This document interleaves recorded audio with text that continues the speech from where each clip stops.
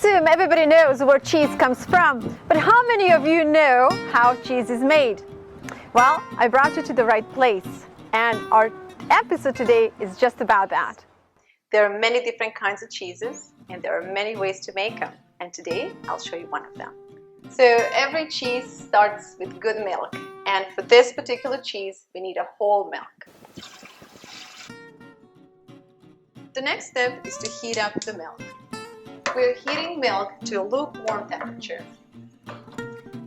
Hey kids, can you imagine never buying cheese in the store, instead always making your own? Well, that's exactly what I did when I was a kid. So this particular cheese is called young cheese. At least this is how my mother called it. And it was made with rennet. And rennet is the chemical that is extracted for the cow's stomach. But it's pretty much a bunch of enzymes that will turn milk into cheese. And I think our milk is just the right temperature. And one way to know if it is by using your pinky. My mother said, if your pinky is comfortable in the milk, that means the temperature is just right. And we're going to need about 2 tablespoons of rennet. Okay, just go like this. And make sure it's mixed in really well. And for those of you who are not familiar with rennet, you can find this on internet. And now we just need to let milk cure. And within an hour or maybe hour and a half, we'll see the separation of curds. After which we will drain it, and I will show you the next step. I should mention that you could add salt to your cheese, which I will do now. And just add enough, or add per your taste, and make sure that you mix it in. And let the milk sit. Depending on the rennet you're using, you might see separation take place within a minute. An hour and milk is ready. So for the next step, we're going to need a strainer like this, a large dish that goes underneath. You're going to need a ladle, and you're going to need a cheesecloth. You can purchase a cheesecloth, or you can make your own out of old sheer curtains. And because this can get a little bit messy, we're taking straining to the sink. And we're ready to go. So we're just going to transfer the curds into the strainer. And as you can see, most of the cheese has already formed. Now let's transfer it to another dish so the cheese can continue to strain. And I'm going to show you a neat trick, because we need to allow cheese to strain for probably an hour, maybe 2.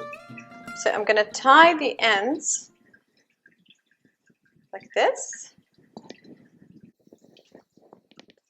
So the cheese needs to strain for a while, so we'll let it hang. And this is a little trick I do with my cheese. I just put it like this.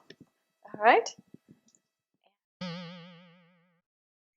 Now the cheese has a chance to drain a little bit. We're going to transfer it. All right, so we're going to transfer the cheese back to the strainer and apply a little bit of pressure so it continues to drain. All right. And within about a couple hours, your cheese should be done, after which you should store it in the fridge.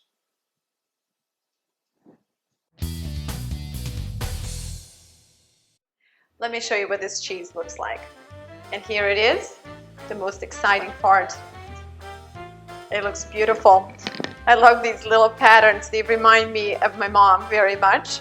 And this cheese is nice and firm. It's very soft, firm, very silky, very smooth. It looks delicious. Looking at this cheese, it's hard not to think about my mother's home-baked bread and the fine prosciutto by Dad smoked, as well as the thick slices of tomatoes from our garden. Memories like these are very precious and dear to me, and I wish that all children could have memories of delicious homegrown foods. Nothing brings people together like good food does. And that's why we are here, to encourage you to bring your family back to dining table for a quality family time over a healthy homemade meal. Thank you all so much for watching, And until the next time, please take a moment to find out more about our initiative for healthier American families on www.VLADA'S.com. We look forward to cooking with you again, and until then, please take good care of yourself and those around you.